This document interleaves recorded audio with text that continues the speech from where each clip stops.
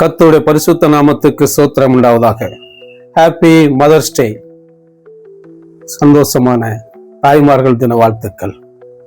அன்பு தேவனுடைய பிள்ளைகளை, திருநெல்வேலி மாவட்டத்தின் கடைக்கோடியான தேவிப்பட்டினம் என்ற கிராமத்திலே ஒரு தாய் தன் பிள்ளைக்கு காக்கா வலிப்பு என்ற நோய் வந்த பொழுது மிகுந்த கண்ணீர் வடித்தார்கள். ஐயோ ஆண்டவரே, என் பிள்ளைக்கு இப்படி ஒரு வியாதி வந்துவிட்டது, இதை எப்படி குணமாக்குவது? ஒவ்வொரு நாளும் கண்ணீர்.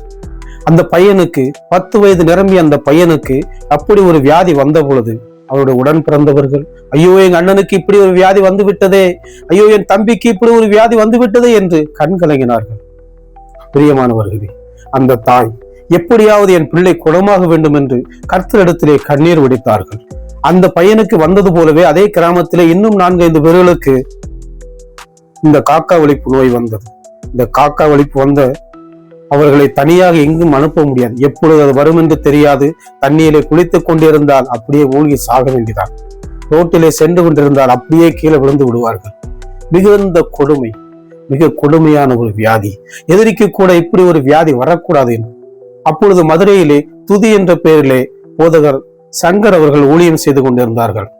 அங்கு சென்று ஜெபிக்க வேண்டும் என்று இந்த 10 வயது நிரம்பிய பையனும் அந்த தாயும் சென்றார்கள். அங்கு சென்ற பொழுது அந்த போதகர் சங்கர் அவர்கள் உடல் நலம் இல்லாமல் படுத்திருந்தார். அப்போ அங்கே வேலை செய்து கொண்டிருந்த அவருடைய ஊழியக்காரர்கள், ஐயோ போதகருக்கு உடம்பு சரியில்லை, அவரால் இப்பொழுது ஜெபிக்க முடியாது என்று சொன்ன பொழுது இந்த பெண்மணி விடவில்லை. இல்லை, எப்படியாவது ஜெபிக்க வேண்டும், அவர் என் பையனுக்காக ஜெபிக்க வேண்டும் என்று அங்கே போராடினார்கள். இந்த சத்தத்தை கேட்டுக்கொண்டிருந்த திரு போதகர் சங்கரையா அவர்கள் கீழே இறங்கி வந்து விட்டார்கள். இறங்கி வந்து பேச முடியாமல் இருந்த அவர்கள் கர்த்தரிடத்திலே இந்த பையனுக்காக விண்ணப்பம் பண்ணினார்கள். அந்நிய பாஷையிலே நிரம்பி ஜெபித்தார்கள். ஜெபித்து முடித்த பொழுது உடல்நல குறைவினாலே நெஞ்சை பிடித்துக் கொண்டு அவர்கள் மேலே சென்றார்கள். மிகுந்த அன்போடு அந்த போதகர் ஐயா சங்கர் அவர்கள் ஜெபித்தார்கள். அன்றிலிருந்து இதோ இன்று 53 வயதாகிறது அந்த பையனுக்கு என்று கர்த்தரிடத்திலே விண்ணப்பம் பண்ணினார்களோ, அன்றிலிருந்து இன்று வரை அந்த காக்க வலிப்பு வரவே இல்லை. அந்த தாயின் கண்ணீர் அந்த போதகரின் மனதை மாற்றியது, கர்த்தருடைய மனதை மாற்றியது. பூரண சுகத்தை கர்த்தர் கட்டளையிட்டார். தாயின் கண்ணீர் கர்த்தரை இழகச் செய்தது. அந்த கிராமத்திலே இவரோடு கூட இன்னும் 4-5 பேர்களுக்கு இதே வியாதி இருந்தது. ஆனால் அவர்கள் கொஞ்ச காலத்திலேயே மரித்து போய்விட்டார்கள்.